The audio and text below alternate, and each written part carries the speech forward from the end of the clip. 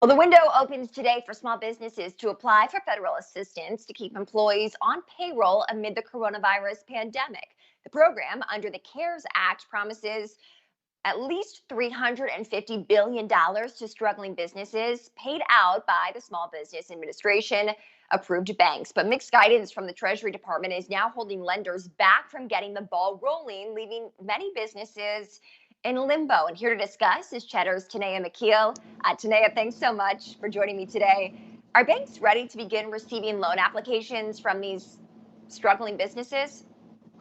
Not at all, Kristen. And the frustrating thing for everyone is that they really tried to be all week. A lot of people were very proactive about the fact that this program was going to open this morning.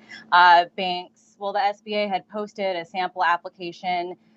They, as well as the banks, had said, download this, have a look at what is going to be required of you, and get, all your ducks in order so that when this loan program opens on Friday, we can start to process you as quickly as possible. So what happens, Tanea, now with the banks, and where do the businesses in need go? So there's a lot to unpack here. The banks don't seem to have any idea how this is going to work. And it's not entirely their fault, or even I have to credit the SBA and the Treasury as well. I mean, it took 9 or something days to get this bill together and passed. The biggest concern for the banks right now is they don't actually have the money to make these loans. So it's $350 billion, as you said at the top, at least, that's promised to these small businesses. A lot of lenders just don't carry that much on their balance sheet. So, for example, let's look at a typical community bank might leave $100 million on their balance sheet. For a larger, more national type bank, say $20 billion, that's typically enough for them to be able to keep a healthy balance there and be able to make the loans to small businesses that they need to. But for $350 billion, they could do all of that in a single day.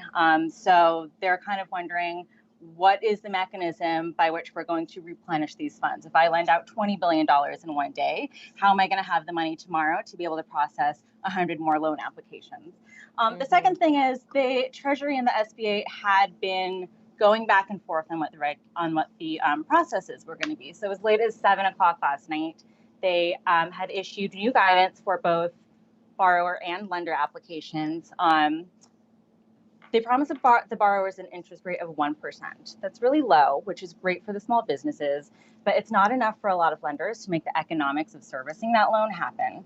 And then lastly, they just don't know what to do. They've tried to be proactive with this application, and they're just getting a lot of mixed guidance about what is actually required of the small businesses and what is required of the lenders.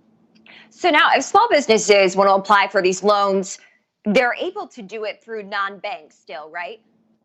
Yeah, that's exactly right. But there again, with the mixed guidance from the Treasury and the SBA, kind of a power struggle between the two up until late last night, the eve of the launch of this program. So yeah, there is a provision in the CARES Act that allows for non-approved SBA lenders to participate in the